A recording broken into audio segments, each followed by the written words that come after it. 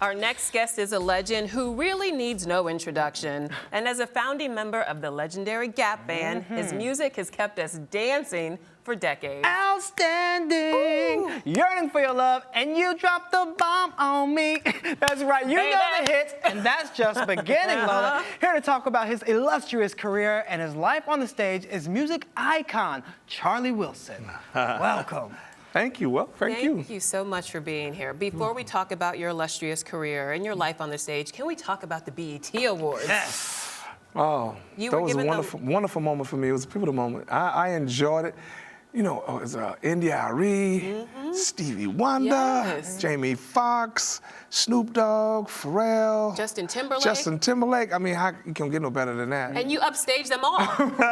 You got up on stage and shut it down. I had a good time that night. What was that night like for you? Oh, it was incredible. I was originally supposed to get like 6 minutes or something like that. And I was like, we can't do these records in 6 or 7 minutes, I'm sorry. And then it was just a problem. And then we just did what we had to do, you know. Oh, you did more than that. Yeah. You know, Uncle Charlie. Can I call you Uncle Charlie, Yes, you may. please? Yes, you may. I love it. So, Uncle Charlie, Yes. you know there'd be no R. Kelly, Justin Timberlake, Snoop, Pharrell, if not for you.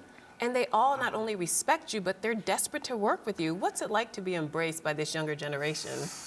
Again, an incredible feeling. I had no clue at this particular point in my life that I would be this relevant, you know.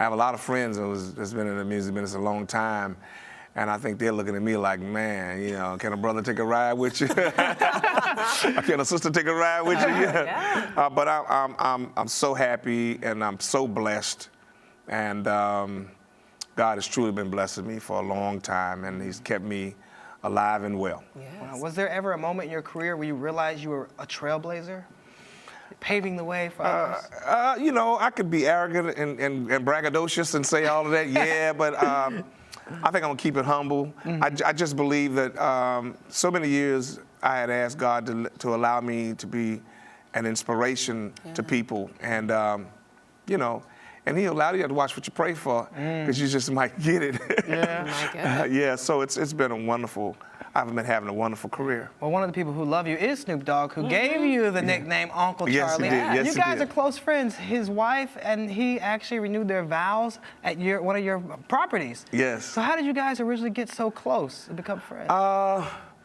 Snoop, one day, I think he asked one of my background singers to bring me to the studio, and we went up in there and started recording records, and for so many records. We did about 7, 8 albums together, and really? Yeah, and we got really close, and I just became a really, really good mentor for him and a great uncle for him, and I stayed in his personal life, and every time he wanted to ask me questions, is it all right if I ask you this? And I was like, yeah, let's go. And so then he would just come to me and ask me, you know, just different questions about life and what do I do when this happens? What happens when you do this? And I've been there and done that. So I'm the one that made him quit smoking marijuana for a year. Really? Yeah. How did you get him to do that? I just you know, just laid it on the line for him and showed him that he had a family, a beautiful family, a wife, beautiful wife and kids. And he was sitting in his kitchen. He was looking at me like, for real? I was like, dude, you need to quit smoking like right now. Like today, this is the day you're gonna let it go. And he's just kind of looking down at the floor, and he looked back up at me and say, all right. All right. Wow. And you know, peer pressure after a while, you know. But he stayed clean a year with it. Yeah. I mean, he's smoking again, but That's at least okay. he gave it up for a year. He knows how to quit. When he wants to stop, he knows how to stop. Okay. You know, I taught him that how you do that. Well, Kanye West, he loves you too. You are all over My Dark Twisted Fantasy. Yes. You've been on stage with him, toured the world. What's it like to actually collaborate and be in the studio with this younger generation? And what's the difference between these young kids and the old heads?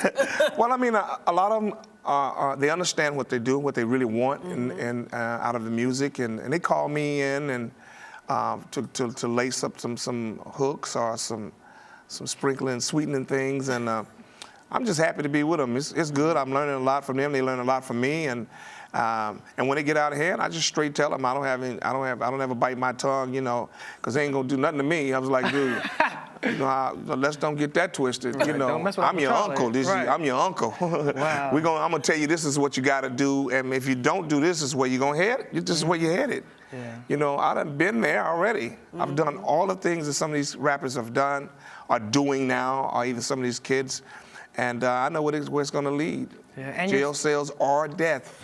Jail cells or death. Yes. Wow. Yeah. And you're still taking them to school in the studio because last year your album Love Charlie, it debuted at #1 on the Billboard R&B chart and #4 on the top 200 chart. Yes. What did it feel like to have such a huge success at this stage in your career? I'm almost about to pass out every time they give me new news. I'm like, really? Yeah, I'm acting like a little boy up in there. You gotta be kidding me. You know, I'm jumping around. I'm so happy and I'm so honored. Yeah, I'm blessed, really blessed and highly favored. Yeah.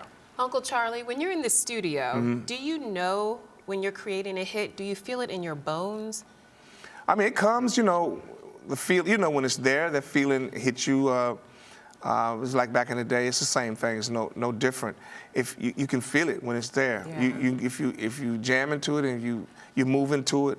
I know if I like something a lot, I know my fans are gonna love it. You know, because I'm very critical of myself. Really? Yeah, I don't really like to hear myself sing at all. You know, and if I'm in a room, like a small room like this, and just 2-3 people, then I'm gonna freak out because Why it's is just that? only a couple of y'all, and then I just like, okay, this is I'm finna blow this room out, and then it's just only 2 people. But I always give the same show. But I get really nervous when it's like if it's small entity. I don't know. Is that for you don't want people critiquing you? Why do you feel that way? No, I really don't know what that is. It's just, you know, the crowds are large. I've always been on big stages, and I mean, it's not that I don't love. I play for everybody and anybody, you know. I just freak out when everybody's too close to me, and you know, at the beginning. But when I start sweating, then that's another. I'm about heavy on the stage, hugging you and everything.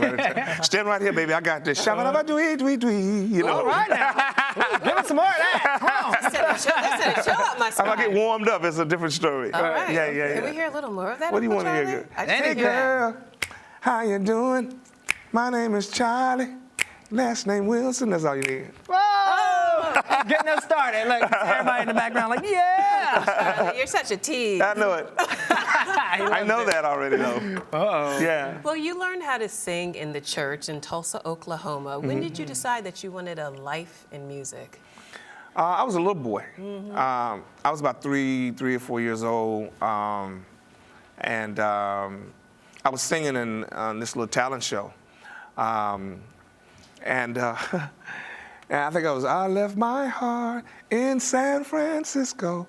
And then when I got to the end, I was holding the note, and I heard this screaming, and these little girls, I'm at about the 3rd grade, and they started running to me. I took off running down the side of down the steps. And the exit door was there, and they were screaming and running at me, and I ran into the first door to the right, and that was the girls' bathroom. Oh, and wrong all door. of them was in the bathroom. It freaked me out, and then the teacher had to come get them off of me. And but I knew after I got home, my mom came and got me out of the bathroom with the teachers. I was freaking out, and I think my uncle or aunt, somebody was there with them and said, well, you know, you got a star on your hands. And I was like, wow, that's what's supposed to happen? You know, that's great. I had fun with that. Well, the ladies have been screaming for you ever since. That's for sure. Yeah. Especially when you were with the Gap Band. Take us back to those early days and what those first gigs were like for you. Wow, bittersweet. You know, my brothers and I, we love to perform and write songs. We clearly wrote all of the songs. However, it didn't show up like that. But we wrote all of the songs, and all of the melodies came out of my head, but it didn't show up like that. Did you feel slighted by that experience of being, you know, taken off of the credits? Oh yeah, I mean it's sort of heart-wrenching, but you know, hey man, God is good. I prayed for a lot of things, and look where I'm at. Yeah, you know what I'm saying? I mean, if I would have wallowed in yesterday's fears and yesterday's heartbreaks and setups and setbacks, and I would still be back there. My father told me one thing before he passed. He said, son, your blessings is that way. And don't look back, because ain't nothing back there but darkness. And so That was great when advice. I started thinking about that, And all of these things are coming to me now. So my blessings is that way. That way. I like that. That way. I love that. And going that way, over the years, I mean, the Gap Band has been responsible for these hits that we've Yeah. talked about. Yeah. Outstanding. You dropped a bomb on me. Learning for your love. Yeah. What is it about that, you know, that brand of funk that really connected with people? We was just having fun. We used to call ourselves the one-a-day vitamin group because you take a one-a-day vitamin. So we would write. We'd have 4 or 5 songs we did, but one of those records was going to be a hit. That's for sure. And once we said that's the hit right there, so we put that aside and just kept writing. But we definitely would have at least one a day out of that bunch that would be the hit. Pretty good odds. It was pretty cool. At least 1 out of 3 or 4. I mean, you know, we was doing 3 or 4 a day, but I mean, that one was going to be the hit.